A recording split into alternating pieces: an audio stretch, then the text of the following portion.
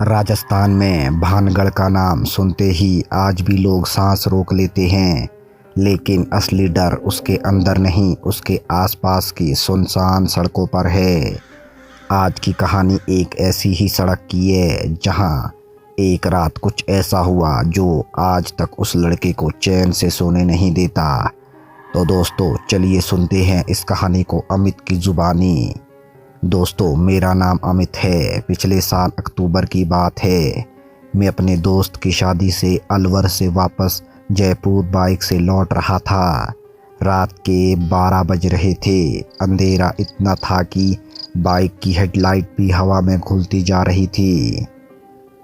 Phone की battery बस 5% थी। भानगढ़ अजबगढ़ वाला रास्ता रात में इतना सुनसान था कि जैसे चारों तरफ कोई भी जिंदा चीज नहीं बची हो।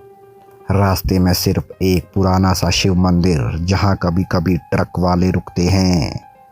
दोस्तों जैसे ही मैं मंदिर के पास पहुंचा, मेरी एक नज़र सड़क के किनारे खड़ी एक औरत पर पड़ी। उसने लाल साड़ी पहन रखी थी, बाल खुले हुए, और वो सिर झुकाकर एकदम शांत खड़ी थी। रात के 12 बजे, शायद उससे थोड़ा ज़्यादा टाइम हो गया था। उस सुनसान सड़क पर एक औरत का अकेला खड़ा होना कुछ ठीक नहीं लग रहा था। मैंने बाइक धीरे की पर रुका नहीं।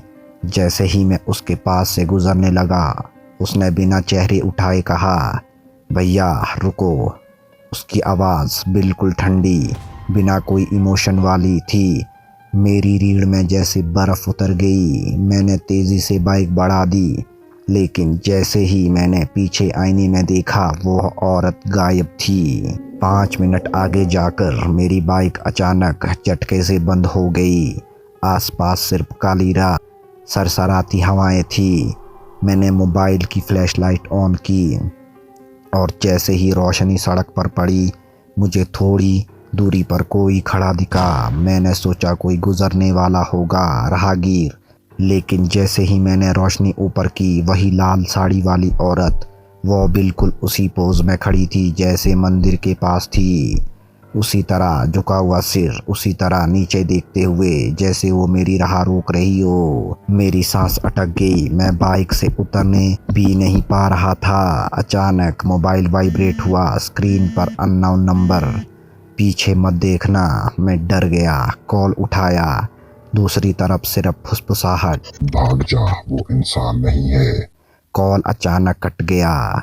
औरत ने धीरे धीरे सिर उठाना शुरू किया, जैसे उसके गर्दन की हड्डियां कड़कड़ाकर एक एक इंच चढ़ रही हो।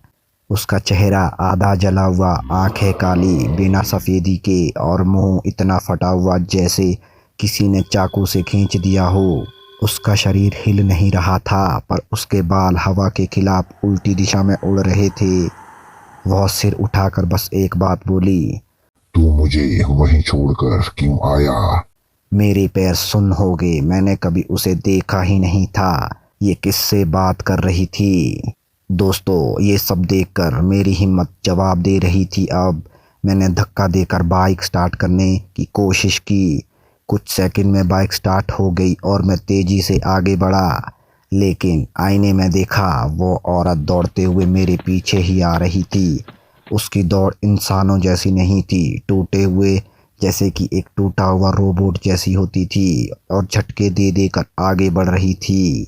मेरी बाइक 80 से 90 की स्पीड पर थी, लेकिन वह सड़क के बीचों बीच बिना पैरों को हिलाए सरक कर आगे भाग रही थी, उसी स्पीड में जिस स्पीड में मेरी बाइक थी। थोड़ा आगे जाकर मुझे ट्रक वालों का ढाबा दिखा। जैसे ही मैं रोशनी में पहुंचा, आवाज़, इंसान, गाड़ियों की हलचल। औरत अचानक गायब। मैं ढाबे पर बैठ गया, पानी पिया, और मैं बहुत कांप रहा था। एक बूढ़े ढाबे वाले ने पूछा, बेटा रात को अकेले क्यों आ रहा था? मैंने सब बताया जो भी मेरे साथ घटा उस बूढ़े ढाबे वाले को। वो बस इतना बोला, लाल साड़ी वाली से मिल गया होगा। यहाँ कई साल पहले एक औरत की लाश मिली थी। कहते हैं रात को उसी का साया भटकता है मंदिर के पास, लोगों को बुलाती है और उन्हें वहीं ले जाती है जहाँ उसे मरा हुआ पाया गया था, यानी जहाँ उसकी डेड बॉडी पाई गई थी। तो दोस्तों अमित आज भी उस रास्ते से नहीं गुजरता और उस रात के बाद उसके फ़ोन पर आने वाला वो मिस्टीरियस कॉल, उसका रिकॉर्ड आज तक नहीं मिला। उसके साथ वो सब क्या हुआ वह समझ नहीं पाया। तो दोस्तों अगर आपके पास भी कोई ऐसी कहानी है जो हॉरर हो, मोटिवेशनल हो, कोई थ्रिलर हो, शॉकिंग हो, आप मेरे को डीएम कर सकते हो अभी।